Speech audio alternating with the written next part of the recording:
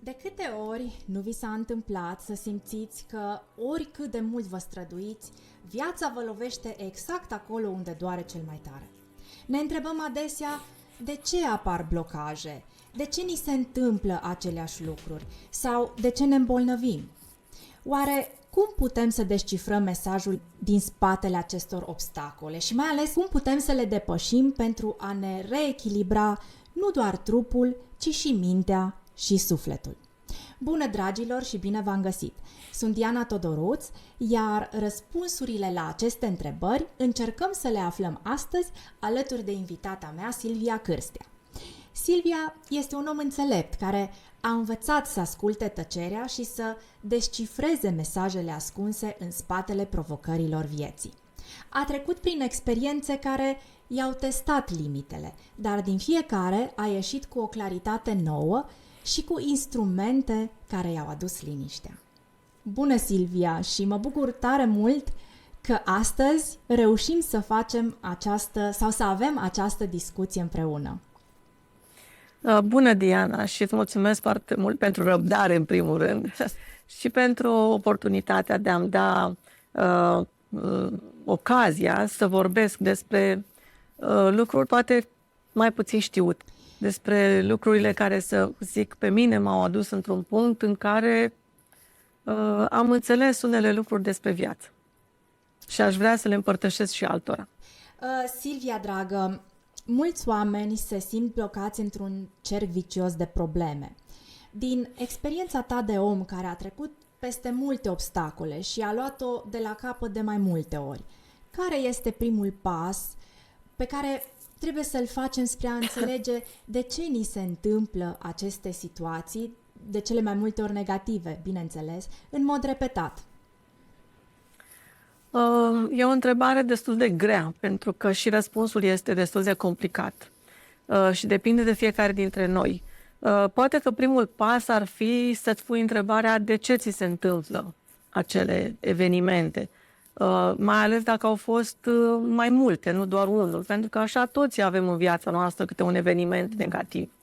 Dar în momentul în care se întâmplă mai multe evenimente negative, atunci poate că primul pas este să te întrebi oare ce se întâmplă, oare de ce am aceste evenimente, lecții, să le spun, ce trebuie eu să învăț din ele. Pentru că fiecare eveniment din viața noastră aduce o înțelegere, o înțelepciune, o lecție pe care trebuie să o integrăm. Și asta ar trebui să ne punem prima întrebare. Ce lecție sau ce trebuie să învăț eu din asta? Evident că acest lucru poate nu vine de la primul eveniment, poate nici de la al doilea, poate veni mult mai târziu, cum a venit și la mine. După mai multe evenimente am început să mă întreb de ce am trecut prin toate astea. Ce anume este ascuns în destinul meu.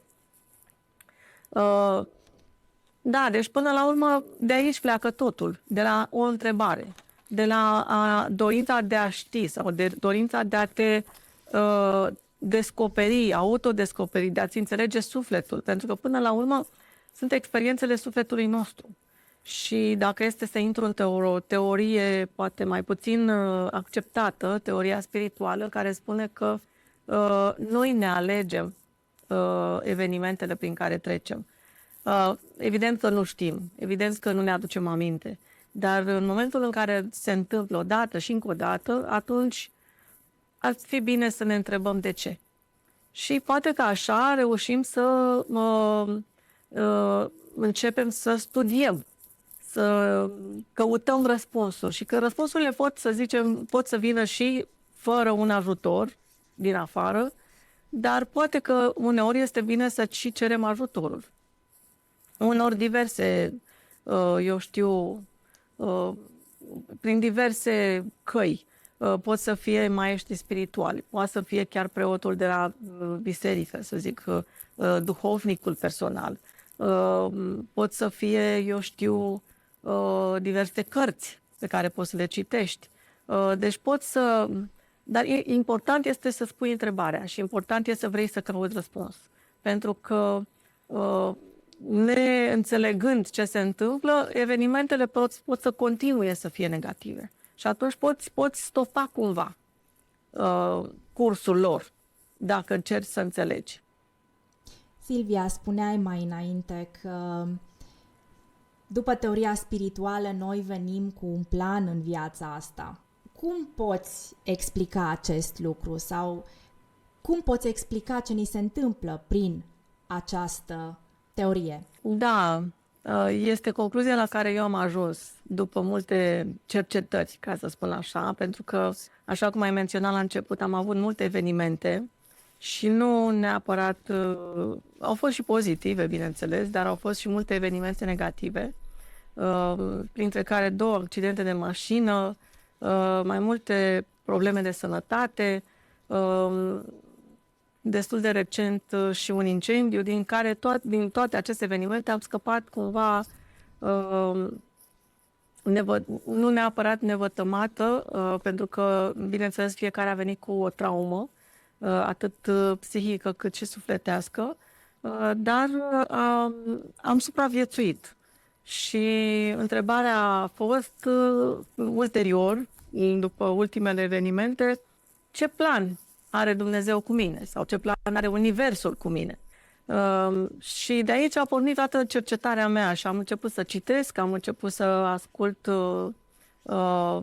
diversi maestri spirituali, am citit multe cărți și am ajuns la concluzia că noi nu venim întâmplător pe pământ. Venim cu un plan.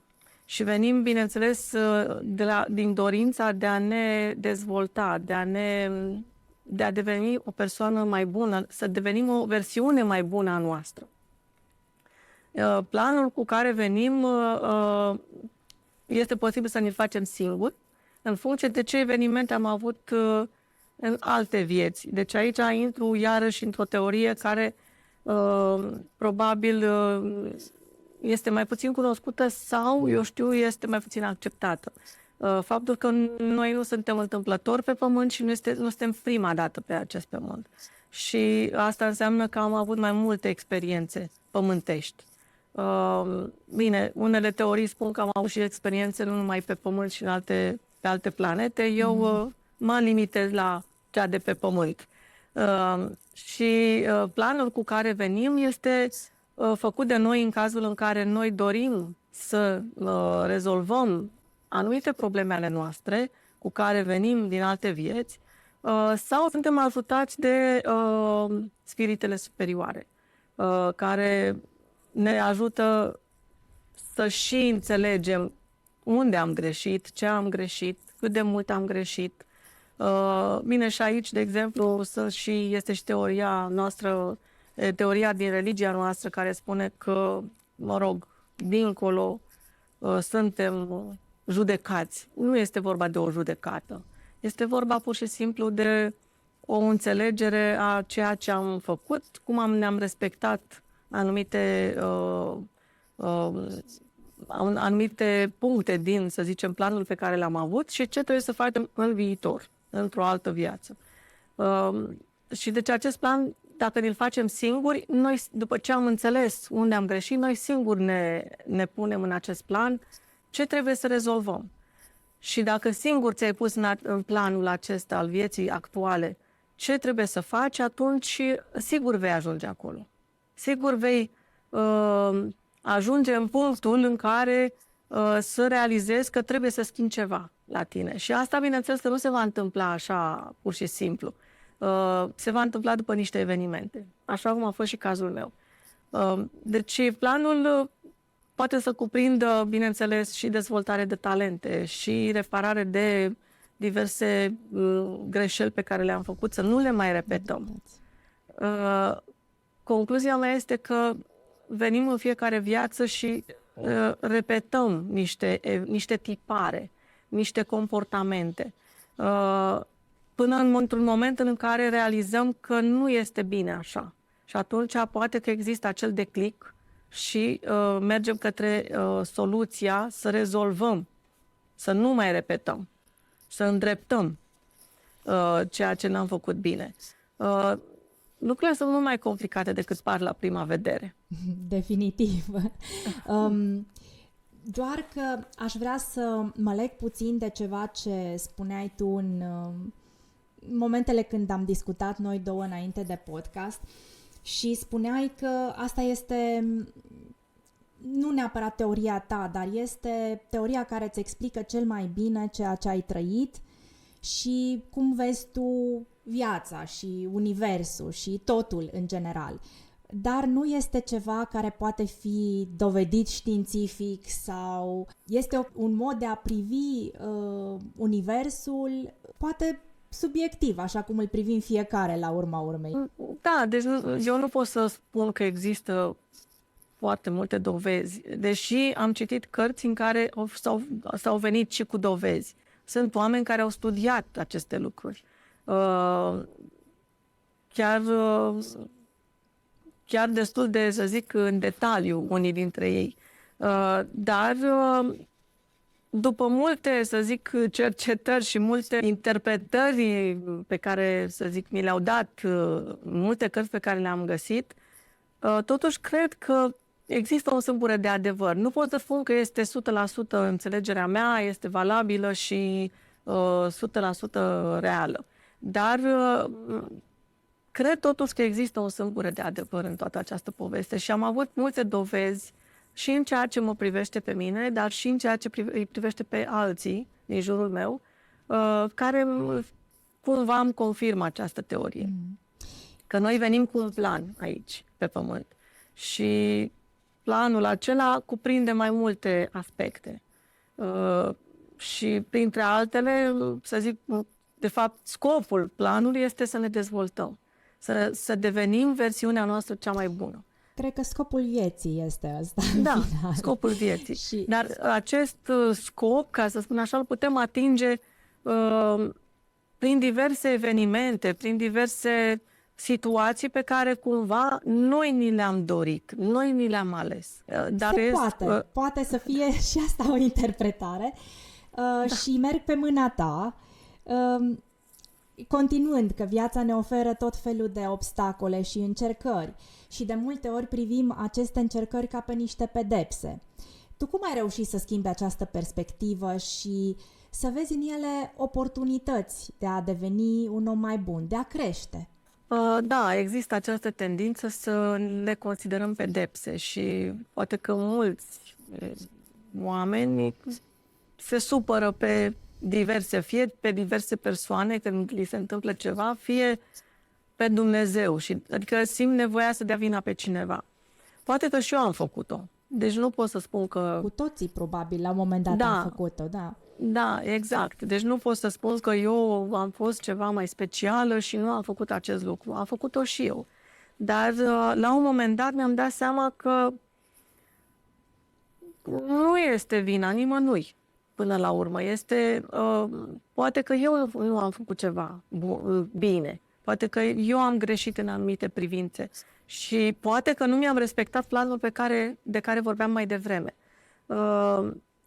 Am reușit să transform această percepție că evenimentele prin care trecem sunt o pedeapsă, tocmai prin această cercetare pe care am făcut-o în ultimii 12 ani pentru a înțelege, de fapt, unde e cauza, ce se întâmplă, de fapt. Pentru că mi-am dat seama că, de fapt, nu e nimeni de vină. A fost o perioadă în care am dat vina și eu pe diverse persoane din viața mea, dar ulterior am înțeles că nici eu nu pot să spun că eram de vină neapărat. Eu, de fapt, acționam așa cum, și iarăși revin la teoria cu viețile anterioare, așa cum probabil am acționat și în alte vieți.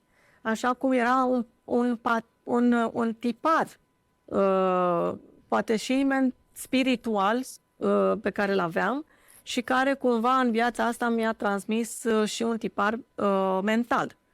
Și bineînțeles că datorită acestor tipare, bineînțeles că am acționat într-un anumit sens, într-un anumit fel. Și atunci, evident că răspunsul a fost cum a fost.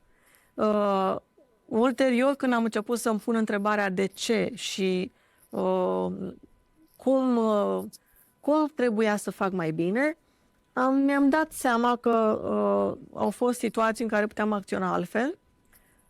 Și bine, aici, de exemplu, când ajungem la acest de ce și dacă încercăm să găsim răspunsul, este posibil să existe și tendința de a te auto-învinovăți, de a deveni, de a fi supărat pe tine că nu ai făcut ceea ce trebuia la momentul respectiv mai bine. Dar nici asta nu este soluția, pentru că evident că nu știai cum să acționezi mai bine. Și atunci nu ai de ce să fii supărat pe tine. Din acest motiv este foarte important să înțelegi de unde ți-au venit toate problemele sau de ce ai acționat în acel moment, în acel mod. Și înțelegând, reușești să zic, să te ierți și pe tine și să ierți și pe cei din jurul tău pe care probabil i-ai acuzat.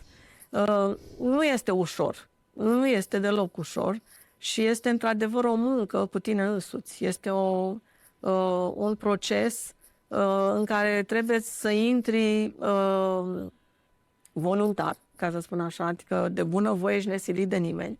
Și bineînțeles că nu trebuie neapărat să te gândești, păi a zis cineva ceva și trebuie să fac așa. Nu, tu trebuie adică fiecare persoană trebuie să-și găsească singur calea și singur să ajungă la aceste înțelegeri.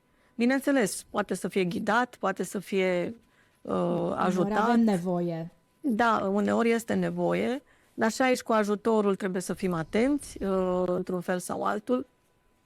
Dar putem cere ajutor și la un psiholog, așa cum spuneam și mai devreme, și la preot, și la un maestru spiritual. Depinde de ceea ce, să zic, simțim. Pentru că este până la urmă cumva sufletul nostru ne spune cu cine să stăm de vorbă. Știi, mă gândeam în timp ce vorbeai, mă gândeam la că mintea și sufletul par eterne concurente. De multe ori am auzit spunând, ești prea în minte, nu poți să simți, nu poți să înțelegi ce se întâmplă în jurul tău. Și eu am remarcat așa că de multe ori când ar trebui să fim raționali și să folosim mintea, ne lăsăm furați de emoția inimii. Iar când ar trebui să simțim cu inima, atunci ne punem mintea la contribuție și începem să despicăm firul în patru. Știm că inima e jucăușă și pasională și dacă ne lăsăm întotdeauna pe mâna ei fără niciun filtru, riscăm să suferim mai târziu. Deci cumva este nevoie și de minte și de inimă și calea lor împreună eu cred că este calea înțelegerii, a înțelege probabil exact acel de ce de care vorbeam mai înainte. Care este părerea ta? Avem nevoie și de minte ca să ne putem vindeca sufletul? Absolut. Cele două nu se exclud. Ele trebuie să lucreze împreună. Probabil ai auzit și tu de mai multe ori expresia coboară mintea în suflet. De fapt, asta ar însemna să aliniezi mintea cu sufletul. Aici, mă rog, să spunem cu sufletul, cu inima. Cu sufletul, cu inima, da. Da, și aici intru într-o altă teorie pe care am tot studiat-o în ultimii ani și iarăși am ajuns la concluzia că este reală. Aici nu aș spune că este o sâmbură de adevăr, cum am spus mai devreme, dar aici este chiar o teorie reală, medicina energetică. Corpul nostru are pe suprafața lui mai multe chakre și mai multe meridiane. Toate aceste chakre și meridiane formează, de fapt, câmpul energetic. Dacă acest câmp energetic nu funcționează corect, bineînțeles că în timp, în ani, bineînțeles nu imediat, în ani poate să apară un blocaj, o dereglare, o boală. Probabil la fel ai auzit spunând multe persoane, mi-am făcut analizele, sunt foarte bune, dar nu mă simt bine. Asta e din cauza că câmpul energetic este cel care suferă inițial și până apare boala în corpul fizic mai durează. Dar de ce am adus vorba despre această teorie? Pentru că, de fapt, inima, sufletul nostru, este condus de intuiție, care, de fapt, își are lăcașul, ca să spunem așa, în chakra din frunte, care se mai numește și al treilea ochi. Mintea este, să zic, ochiul corpului fizic, pe când cel de-al treilea ochi, chakra ajna, este ochiul spiritului nostru. Cele două trebuie să fie în corelație, mai ales atunci când luăm decizii.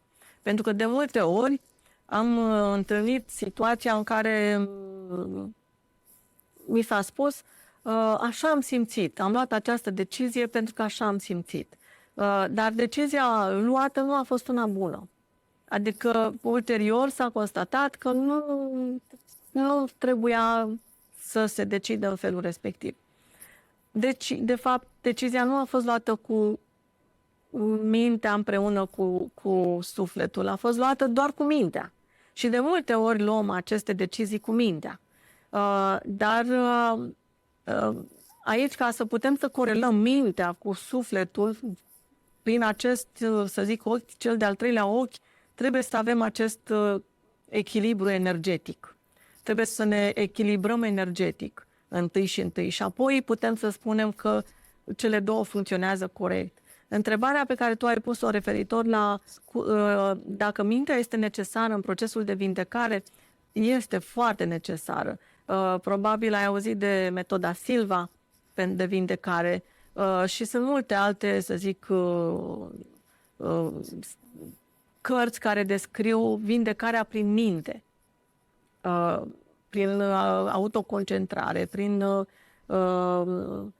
imaginație, puterea imaginației. Oricare această putere a imaginației este puterea minții noastre. Da. Dar ca să funcționeze, cred eu, trebuie în primul rând să fie aliniat cu sufletul tău și cu universul, adică cu energia universală.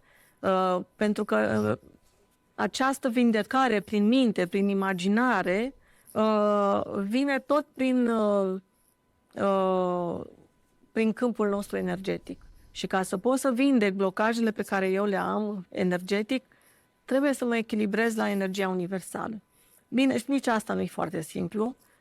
Și aici este o muncă personală pe care cineva trebuie să o facă dacă dorește acest lucru. Prin diverse metode, sunt diverse terapii complementare, ca să le spunem așa, cum ar fi și Reiki, yoga, Qigong, sunt mai multe variante. Dar ideea este că întotdeauna trebuie și noi să facem ceva. Nu există o pilulă magică sub forma nici unei terapii sau curent spiritual sau orice. Nu? Da. Acum, știi, dacă vrem să credem în minuni, putem să credem. Ele pot să existe. Dar minunea o facem noi. Că omul o face. Pentru că și el trebuie să contribuie. Știi? În toată cercetarea asta mea am ajuns la concluzia că între noi și univers, ca să zic așa, este un fel de contract. Eu vin cu partea mea de contract, adică cu munca mea, cu contribuția mea, vine și universul și mă ajută cu contribuția lui. Dar ca să aștept doar contribuția din altă parte, nu pot să spun că mă ajută, adică trebuie să fac și eu ceva. Știi, mai exista un banc, că, mă rog, cineva cade într-un lac și tot zbiară către cer, Doamne ajută-mă, Doamne ajută-mă. Și pe parcursul rugăciunii lui apar diverse persoane pe malul apei și spune, hai că uite, sar eu în apă să te ajut. Nu, că mă ajută Dumnezeu. Și până la urmă se neacă și ajunge la Dumnezeu și spune Dumnezeu, păi da, te-am rugat să mă ajut. Zice, păi da, dar ți-am trimis ajutoare pe care le-ai refuzat. Deci așa lucrează, să zicem, universul. Atunci când înțelegi cu adevărat de ce ți s-a întâmplat un lucru, mintea se liniștește pentru că are un răspuns și poate găsi o soluție, iar inima se vindecă pentru că nu mai simte nedreptate. Silvia, spune-ne, în procesul tău de căutare, cum ai ajuns pe calea înțelegerii? Așa cum am spus și mai devreme, declicul la mine s-a produs după ce am avut o intervenție chirurgicală în care am pierdut tiroida. Tiroida este un organ destul de important pentru organism, pentru că fără ea nu se poate trăi. Și până la a avea această intervenție am avut și altele. Și am început să mă întreb atunci de ce trebuia să ajung aici, de ce trebuia să trec prin asta. Și am început să caut, să citesc, am spus și mai devreme, am căutat și am citit foarte multe cărți să zic, cu subiecte spirituale. Am fost la biserică, m-am rugat, am citit acatiste, foarte multe acatiste. În 2014, pentru că tot căutam aceste răspunsuri și nu veneau aceste răspunsuri. Evenimentul de care am vorbit a fost în 2012, la sfârșitul anului, și chiar din 2013 am început să-mi pun întrebarea, dar de aprofundat am bea după un an, pentru că au tot fost și în anul următor niște lucruri care m-au pus pe gânduri și la un moment dat am zis, Doamne, totuși este ceva în neregulă cu viața mea. Și nu știam ce să fac. Efectiv, chiar nu știam ce să fac. Și atunci primul gând a fost să mă rog. Să mă rog la Dumnezeu, să merg la biserică, să citesc acatiste și am citit o sacoșă de acatiste. Unele de câte 40 de zile, altele câte o săptămână. Am fost ghidată cumva și de un preot de la biserica Sfântul Gheorghe de la kilometru 0 din București. Am fost și acolo și totuși răspunsurile nu veneau. Deci un an de zile am ținut-o așa și tot nu găseam explicații. Și în 2015, întâmplător, am aflat de Reiki, de această terapie, să zic, complementară, și am început să fac această terapie. Vreau să spun că m-a ajutat destul de mult, adică chiar în aproape un an de zile am fost, aș putea să spun, o altă persoană. Deci de unde am plecat cu o stare, să zic, sufletească destul de grea, așa, pentru că nu găseam răspunsurile, într-un an de zile a fost cumva o transformare a sufletului meu, ca să mă exprim tot în acești termeni. Am devenit pur și simplu din pesimist în optimist, adică mă surprindeam eu pe mine, adică nu știu, eram altă persoană. Și am continuat să fac Reiki niște ani și chiar și acum fac, pentru că am un ritual zilnic pe care mi-l aplic dimineața în special. Am învățat să meditez, pentru că și meditația ajută foarte mult la liniștirea sufletului, la liniștirea minții, și vreau să spun că această combinație de Reiki cu meditație și am mai făcut ceva, am început să învăț astrologie, pentru că totuși vreau să știu mai mult. Ok, mi-am revenit, să zicem, sunt altă persoană, mi-am vindecat anumite probleme, dar totuși simțeam că mai am nevoie de niște răspunsuri. Și m-am tot gândit, cum pot să le găsesc? Cine mi le poate da? Știam despre astrologie, dar nu aprofundasem subiectul și am început să învăț. Nu am făcut un curs, pentru că am făcut foarte multe cursuri de Reiki și n-am mai avut timp să mă ocup să fac și cursuri de astrologie. Afară de asta, mi-am dorit un curs de astrologie fizic, nu online. Și tot ce am găsit a fost online. Dar am învățat singură, am fost un autodidact, ca să spun așa, cu cărțile, efectiv în față. Mi-am cumpărat cărți și le-am și cumpărat, am scos de pe internet. Și în fiecare zi, un an de zile, în fiecare zi după ce veneam de la serviciu, stăteam până noaptea târziu și studiam. Bineînțeles că prima hartă pe care mi-am făcut-o a fost a mea. Și în momentul în care am făcut-o, mi-am dat seama că am găsit răspunsurile. Pentru că astrograma natală îți spune cu ce tendințe vii, ce, să zicem, experiențe poți avea, ce trebuie să repari la tine însuți, ca să eviți și, să zic, repetarea unor evenimente, pentru că le repetăm și din cauza că nu rezolvăm blocajul în care ne aflăm în momentul respectiv. Deci am făcut mai multe lucruri. Ai putea să ne împărtășești o temă pe care ai văzut-o în harta ta astrologică și la care ai ales să lucrezi ca să treci peste ea? Da, de exemplu, avem pe cer 10 planete în sistemul nostru solar, printre care Luna și Soarele. Mai sunt 4 planete care se mișcă mai greu în univers, adică în ani, și astea sunt planetele transpersonale, Uranus, Neptun, Saturn și Pluton. Și planetele care sunt mai rapide și care sunt planete personale, Mercur, Venus, Marte și Jupiter. Deci astea sunt toate 10. Din aceste planete, de exemplu Saturn, este considerat planeta înțelepciunii, să zicem, planeta profesorul și stăpânul karmei.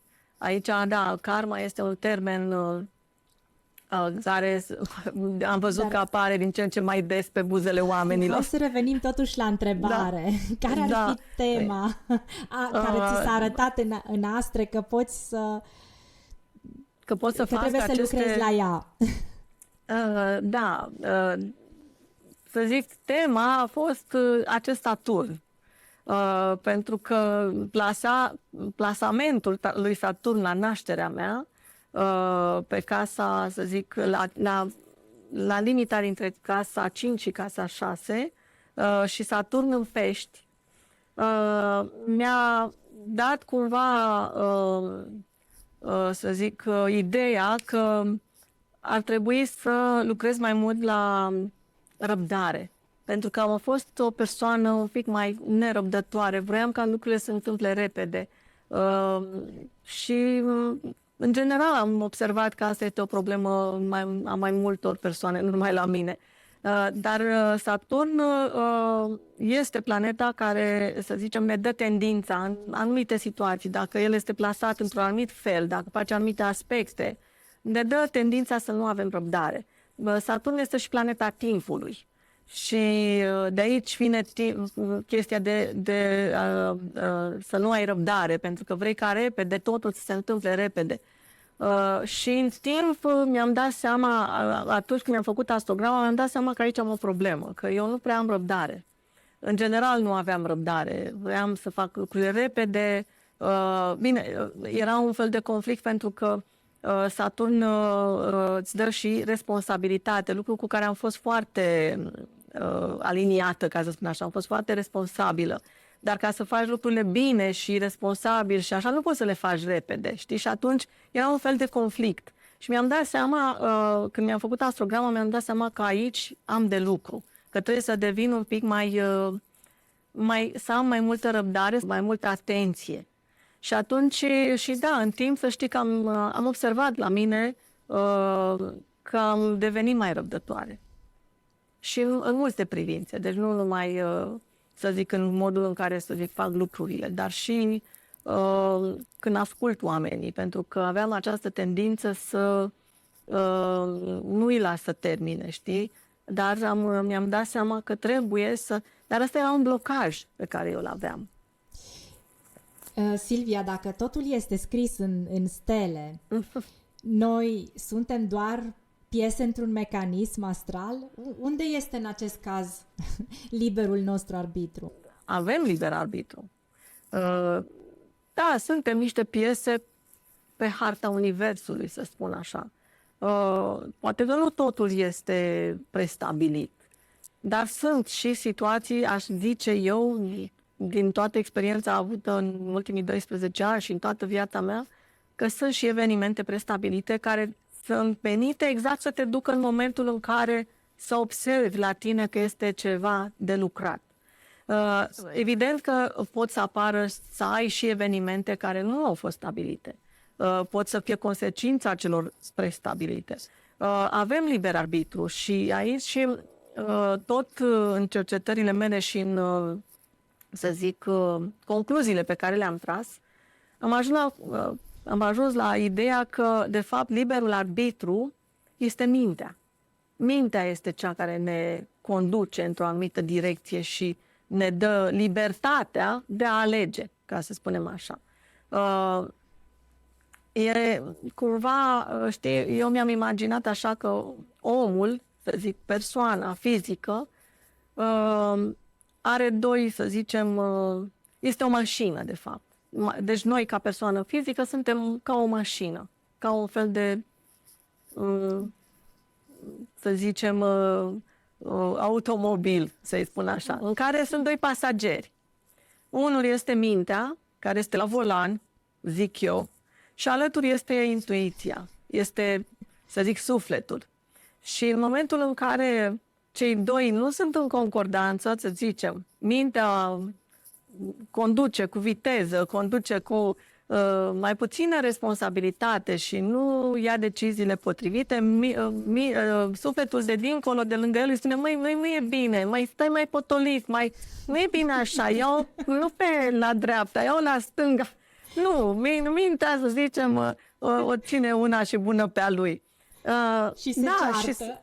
Și se ceartă, da. Aici aveți, pe parcursul vieții, în acest automobil în care ne aflăm, ca și corp fizic, trebuie să ajungem la această înțelegere că pasagerul de lângă noi, acest suflet, să ținem cont și de el. Deci, cumva, liberul arbitru trebuie să se alinieze, cum spuneam, și mai devreme cu sufletul. Adică trebuie să existe o corelare între ele. Deci nu așa, că în momentul în care, știi, am citit o carte la un moment dat în care spunea că dacă mintea nu ascultă sufletul deloc și o ține una și bună pe a lui, la un moment dat sufletul zice, știi ceva, că m-ai dus numai în garduri. Eu cobor din mașina asta. Înțelegi? Deci, cu alte cuvinte, se produce sfârșitul. Firul vieții, da. Exact. Deci, de asta zic că, cumva, trebuie să ajungem la această înțelepciune de a ține cont de ambele. Și de minte, și de suflet. Și să le corelăm cumva, să le aliniem, astfel încât deciziile pe care le luăm în viață să fie rezultatul a unei, să zic, a unui brainstorming, ca să spun așa, în termeni, în alt termen, să zicem, între cei doi. Adică o aliniere, o discuție pe care să o aibă amândoi și să zică, da, nu, așa este bine. Sunt de acord și eu, ești de acord și tu. Nu doar unul dintre ei. Și pentru asta e necesar să căutăm răspunsuri în diferite locuri, exact cum ai spus, să citim în cărți, să ne informăm, cum ai zis, pe internet. Sunt acum o grămadă de surse, bine, și bune și mai puțin bune, exact, dar avem minte să putem discerne, să căutăm eventual un mentor sau o terapie alternativă care să ne ajute, sau o meditație, sau... Sunt foarte, foarte multe alternative și trebuie să vedem ce rezonează cel mai bine cu noi. Putem încerca mai multe, nu? Absolut, absolut, bineînțeles. Putem să încercăm și să vedem ce ni se potrivește. Exact. Dar, de exemplu, meditația este cea mai simplă metodă. Evident că nu este ușor să înveți să meditezi și îți trebuie ceva practică. La început va fi greu, adică e greu să oprești multitudinea de gânduri din cap și să le spui stop, gata, până s-a terminat. Acum o jumătate de oră nu mai gândim nimic. Este foarte greu. Dar în timp, prin exercițiu, este posibil. Și aici, bineînțeles, intervine, cum spuneam și mai devreme, puterea minții noastre de a ne imagina. Pentru că, de fapt, meditația se bazează și pe imaginație. Da. Este chiar, de fapt, prin meditație ce faci? Pui stop minții să nu mai gândească, să se liniștească, să se odihnească și în felul ăsta face un reset, să spunem așa, pentru întregul organism. Chiar și pentru o jumătate de oră, chiar și pentru 15 minute, dacă... Eu am acest ritual zilnic, fiecare dimineață mă trezesc mai devreme și îmi fac în funcție de cum, să zic, m-am trezit. că sunt 15 minute, că sunt 20, poate să fie și o jumătate de oră în weekend, de exemplu. În general, în weekend este o jumătate de oră sau chiar mai mult. Și fac o meditație pe care o combin cu muzică și cu muzică de anumite frecvențe și o combin în același timp și cu simbolul Reiki. Adică fac un fel de 3 într-1 în fiecare zi, pentru că îmi doresc foarte mult să mă mențin pe linia de plutire, adică să mențin cumva starea de sănătate pe care am obținut-o în toți anii ăștia, să nu mai degenereze ceva. Și atunci asta e metoda mea pe care o aplic zilnic. Trebuie să spunem că este metoda pe care tu ai conceput-o pentru tine. Înțeleg că tu îți alegi și muzica și te gândești probabil și la mesajul pe care... Da, exact. Îmi fac mai multe mesaje da, și mi-am creat propriile meditații. Adică sunt pe YouTube, de exemplu, multitudine de meditații ghidate care pot fi accesate. Bine, deci cei care ne aud să nu creadă că acum gata, imediat încep să aibă și rezultate. Așa cum spuneam mai devreme, trebuie un pic de răbdare, trebuie exercițiu, adică să faci asta zilnic, sau măcar de 2-3 ori pe săptămână ca să poți să ajungi la puterea, să spun, capacitatea de a rezista o jumătate de oră într-o meditație. Este ca și cum învățăm un skill nou. La început nu iese, trebuie să-l repetăm de multe ori și prin meditație și prin toate exercițiile acestea care implică și răbdare, da? Exact, tema despre ce vorbesc. Duce la reconexiunea neuronilor, da? În alte combinații, astfel încât să ne ajute pe noi la urmă să implementăm noi ritualuri, noi pattern-uri, să ne deschidem spre ceva mai nou și care este mai bun pentru noi decât ce am avut înainte. Că dacă se ajunge la această, să zic, abilitate de a medita corect, eu sunt convinsă că se pot rezolva multe lucruri. Se pot rezolva și blocaje energetice de care vorbeam mai devreme și chiar persoanele ar putea fi uimite. Dar trebuie să încerci, trebuie să dorești să încerci. Să nu pornești cu nu pot în față. Exact, atunci am auzit. Se strică totul. Da. Dar există și autohipnoza și este cumva înrudită cu meditația. Cele două sunt înrudite. Folosesc aceleași principii, aceleași tehnici, probabil la un moment dat cu scopuri diferite, dar nici asta nu este necesar. Deci sunt două metode care, după părerea mea, se îmbină pentru uzul practic privat foarte bine. Da, exact. Când te duci într-o meditație, într-o stare foarte profundă, în undele Theta, poți să te autovindeci în starea asta de meditație în undele Theta. Bineînțeles, sunt niște mesaje care trebuie să fii cumva așa, nici în somn, nici în realitate, ca să-ți poți derula aceste mesaje în minte, dar iarăși, bineînțeles, trebuie experiență, adică trebuie să insiști, să mergi acolo. Eu merg pe meditația, să zic, clasică, dar sunt multe metode de a te vindeca, bineînțeles, cu ajutorul minții, pentru că una din întrebările tale mai devreme a fost: ne trebuie mintea ca să ne vindecăm? Evident că ne trebuie, pentru că mintea ne ajută în toate aceste... Chiar și în Reiki ne ajută mintea, pentru că și mintea cumva îți dă, să zic, liberul arbitru te duce către acest gen de terapie. Deci nu te obligă nimeni până la urmă. Da. Așa este. Fiecare este dator să-și caute drumul lui. Noi am avut, și revenind la iertare, da? Noi, mi-aduc aminte că cu ceva timp în urmă am avut o mică divergență de idei pe tema iertării și a vindecării pe care aceasta o poate aduce atunci când lăsăm ego-ul la o parte. Părerea mea fiind cumva că nu actul de iertare în sine e important, ci acceptarea și înțelegerea faptului că nimeni nu vine pe acest pământ cu intenția de a-ți proteja ție ego-ul. În primul rând îl protejează pe a lui.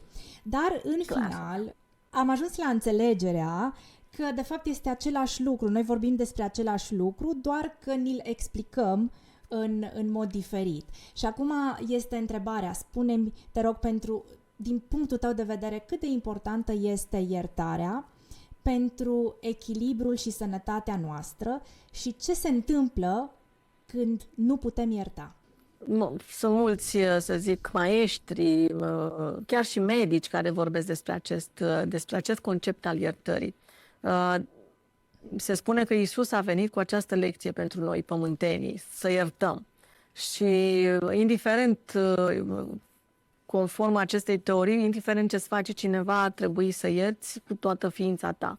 Acum, e evident că nu e ușor. Iertarea este ceva destul de greu. Dar cred eu că se poate obține sau poți să ajungi să ierți cu toată ființa pe cineva în momentul în care ți-ai rezolvat niște blocaje interioare. De ce este importantă iertarea? Pentru că nu-i faci o favoare celuilalt, îți faci o favoare ție, pentru că neiertarea sau, eu știu, sentimentele alea negative care aduc sau vin în urma unui eveniment negativ creat de cineva, de viață până la urmă, pentru că spuneam mai devreme că trebuie să te ierți pe tine însuți, pentru că nu ai acționat la un moment dat în alt mod, să zicem. Este complicat să ajungi la treaba asta, să ierți pe altcineva, pentru că, evident, toate sentimentele astea negative te trag înapoi, te răscolesc, te macină. Și atunci e greu că tot timpul ți-aduce aminte ce ți-a făcut nu știu cine.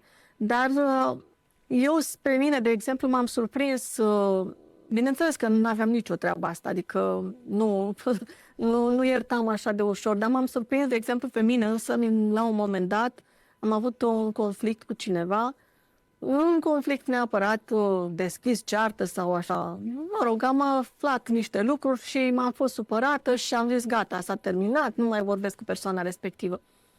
Și, nu știu, a durat o vreme, să zic, o săptămână, 2, 3, nu mai știu, după care m-am surprins că mă duc la persoana respectivă și o iau în brațe. Lucru care și pe mine m-a surprins, pentru că cum spuneam eu, mintea mea, gata, s-a terminat, vreau să am de a face cu persoana respectivă, dar mi-am dat seama că poate că eu am ajuns la un nivel poate de înțelepciune, nu știu, poate de acceptare, cum ai spus și tu, poate de alt nivel de conștiință în care mi-am dat seama cumva, de fapt, sufletul meu, inima mea și-a dat seama că nu trebuie să țin această supărare, pentru că nu mi este de folos. Dacă eu, de exemplu, cum ți-am spus și mai devreme, îmi doresc să rămân sănătoasă, atunci eu trebuie să trec peste lucrurile astea.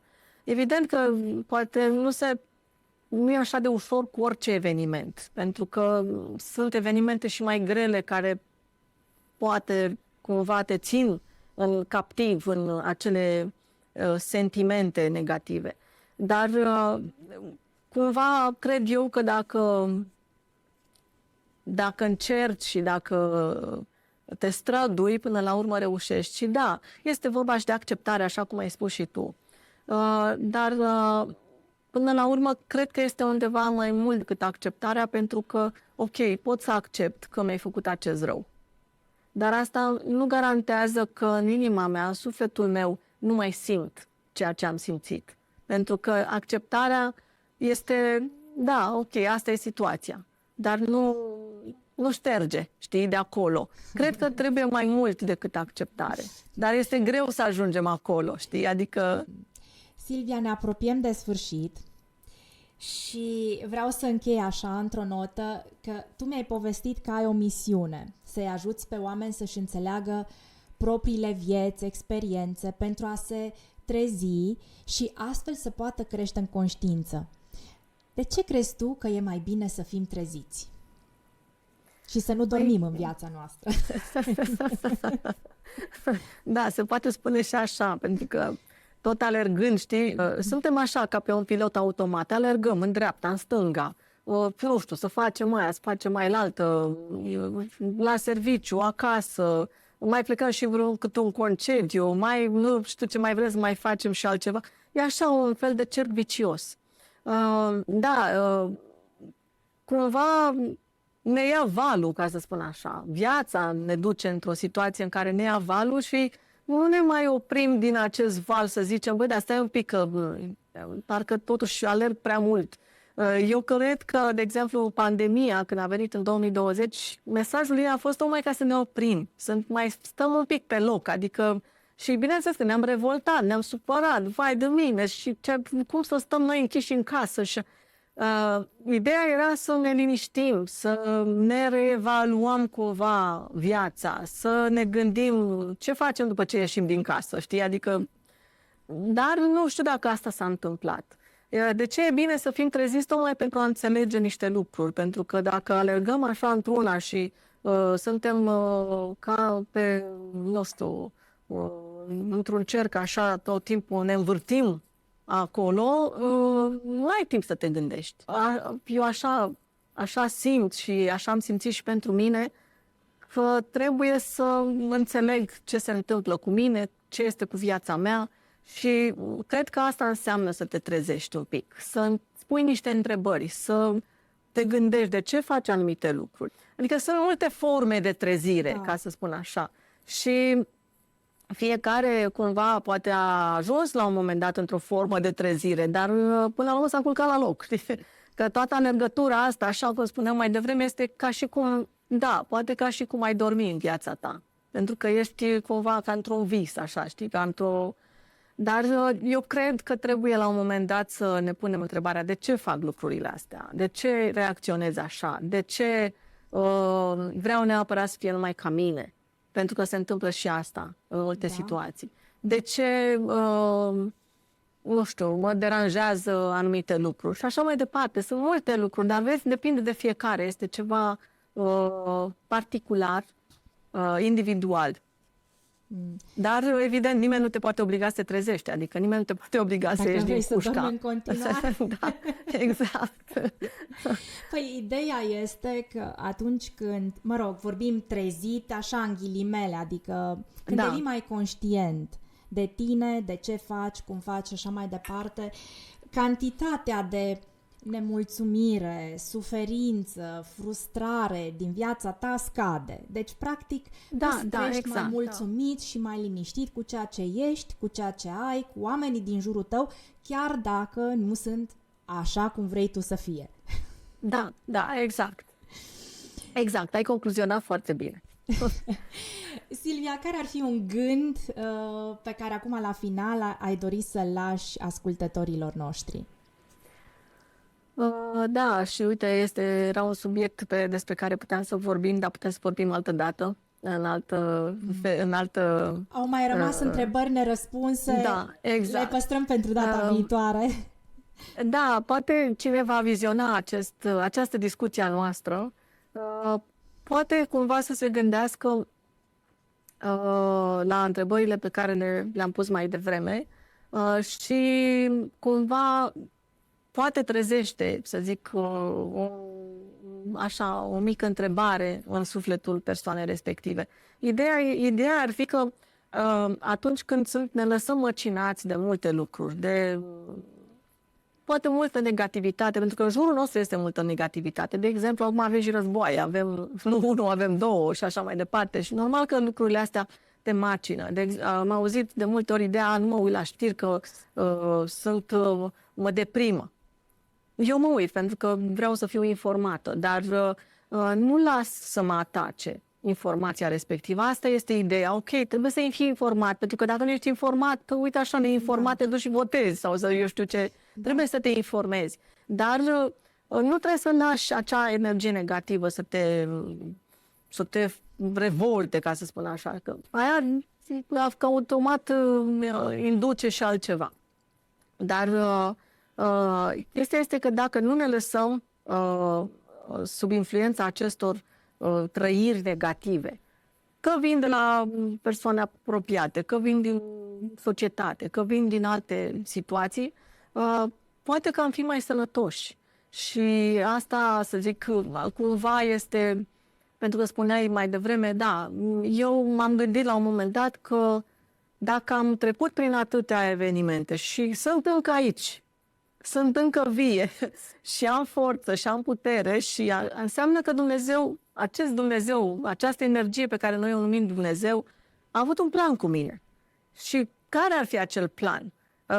Întorcându-mă la Saturn în Pești, care cumva spunea să-mi vindec niște lucruri și așa, vreau să vindec și eu pe alții, pentru că eu m-am vindecat prin puterea mea și ajutorul altora, dar îmi doresc să-i ajut și pe alții să ajungă la niște înțelegeri de genul acesta care să-i ajute să se vindece. Pentru că dacă nu ne lăsăm tot așa măcinați de negativ, am fi mai buni și mai sănătoși. Și atunci poate că noi n-am mai avea. Știi că s-a tot scandat. Nu vrem catedrale, vrem spitale. De ce să vrem spitale?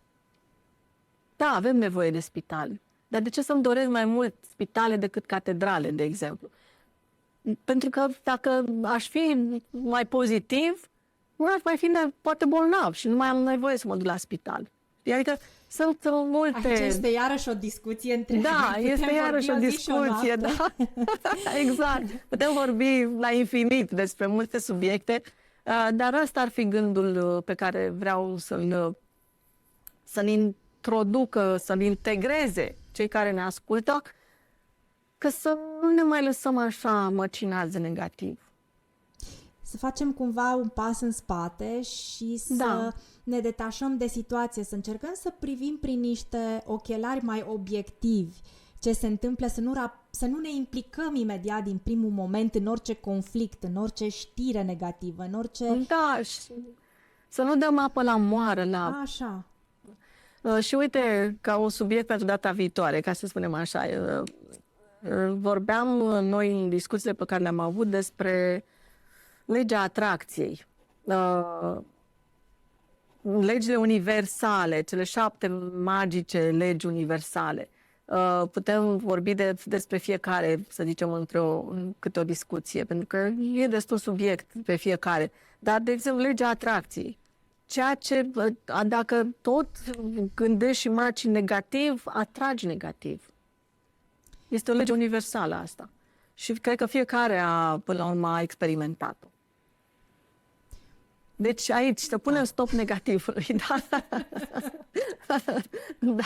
Eu fac parte din categoria cealaltă în care mă detașez și mă distanțez indiferent de subiect dacă îl simt că îmi face rău. Am dezvoltat capacitatea asta și mă bucur foarte mult că n-am căzut din diferite motive în extrema cealaltă. Dar ideea este că tu vrei să transmiți mesajul ăsta oamenilor, că să aibă un pic grijă de ei, la ce își focusează atenția, că este important. Da. Și să își pună întrebarea de ce mi se întâmplă ce mi se întâmplă, că de acolo pot găsi multe soluții la problemele lor. Și mi-ai spus că îți dorești să îi ajuți pe oameni, poate să vadă lucrurile astea, să facă primii pași, prin metodele pe care le-ai descoperit sau le folosești tu. Dacă cineva, cumva, dintre cei care ne ascultă, doresc să ia contactul cu tine, poate să-ți pună o întrebare sau are nevoie de, nu știu, un ghidaj sau ceva... Au ușă deschisă la tine? Da, deci poate să-mi scrie și poate să pună și comentarii, de exemplu, la acest podcast. Da. Da, sigur. Ok, deci iată ne ajungi și la finalul unei discuții care ne-a purtat prin zonele cele mai intime ale căutării de sine. Îți mulțumesc, Silvia, pentru deschiderea cu care ne-ai împărtășit experiențele tale și modul tău de a vedea sensul din spatele provocărilor. Am învățat astăzi că, indiferent de limbajul pe care îl folosim, că vorbim despre energie, despre rugăciune sau pur și simplu despre analiza deciziilor noastre, scopul rămâne același, înțelegerea. Pentru că Așa cum ați văzut, atunci când înțelegem de ce suntem unde suntem, mintea devine mai clară, iar inima mai liniștită. Și să știți că nu există o rețetă universală și niciun ritm pe care trebuie să-l păstrați. Fiecare dintre noi parcurge acest drum al înțelegerii în felul său. Iar pasul cel mai important este cel pe care îl decidem să-l facem astăzi spre noi înșine. Silvia, încă o dată îți mulțumesc și îmi iau la revedere aici de la tine. Detaliile despre tine le pun în descrierea podcastului și noi ne vom mai revedea. Iar Mulțumesc celor care ne urmăresc sau ne-au urmărit până acum, vă mulțumesc din suflet și îmi doresc ca acest dialog să vă fi oferit măcar un strop de claritate pentru propriile voastre căutări. Până data viitoare, rămâneți curioși și mai ales rămâneți înțelegători cu voi înșivă. Cu bine!